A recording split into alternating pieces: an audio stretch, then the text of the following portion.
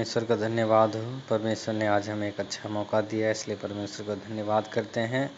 और आप सबों को यीशु मसीह के नाम में जय मसीह की। आज का वचन हम लोग पढ़ेंगे, हम लोग सीखेंगे। लूका रचित सुसमाचार उसका 8 अध्याय 11 से हम लोग पढ़ेंगे 15 तक।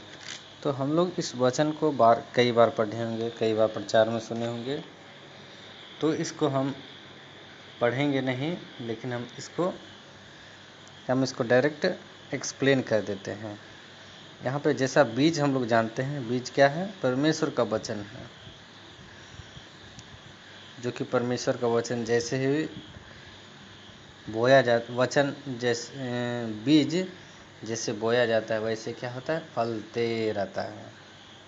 तो वही है वचन। वचन भी जब हम किसी का जीवन में बोते हैं तो उसका जीवन में क्या होता है? बढ़ता है। लेकिन किस प्रकार का लोगों का उदाहरण यहाँ पे यीशु मसीह दिया है, उसके बारे में जरा हम लोग पढ़ेंगे। तो पहला व्यक्ति के बारे में पढ़ते हैं। मार्ग के किनारे के वे हैं जिन्होंने सुना, तब शैतान आकर उनके मन में से वचन उठा ले जाता है।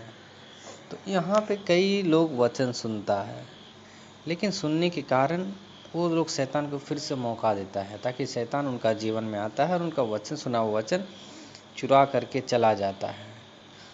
क्यों? क्योंकि वो उद्धार नहीं पाने के लिए।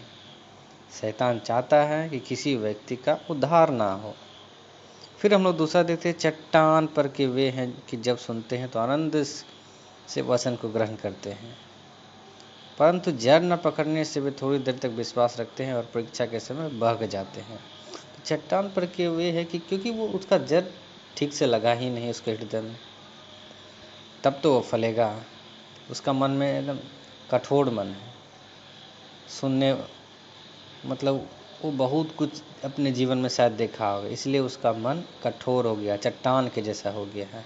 इसीलिए वो जड़ नहीं पकड़ता है। परीक्षा आता है, वो फिर से भाग जाता है, फिर से अपने दुनियादारी में भी चला जाता है।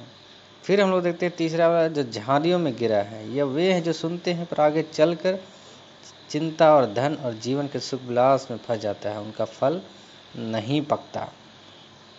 फिर जमीन पे बीज गिरा है, मतलब किसी व्यक्ति के हृदय में बीज बोया गया है, लेकिन कुछ समय तक वो विश्वास में बना रहता है। फिर आगे जब बढ़ता है तो वो क्या होता है?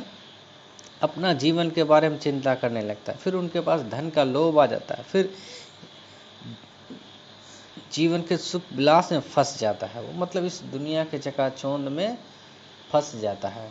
इसीलिए वो क्या होता है? बढ़ता नहीं है, दुनिया उसे दबा देता है। फिर जब हम चौथा देखते हैं, पर अच्छी भूमि के वे हैं जो वचन सुनकर भले और उत्तम मन में संभाले रहते हैं और धीरज से फल लाते हैं। तो कुछ लोग ऐसा होता है जो वचन सुनता है, अपने हृदय में अच्छी रीति से संभाल के रखता है उसे। उत्तम मन इसके लिए बोला गया है।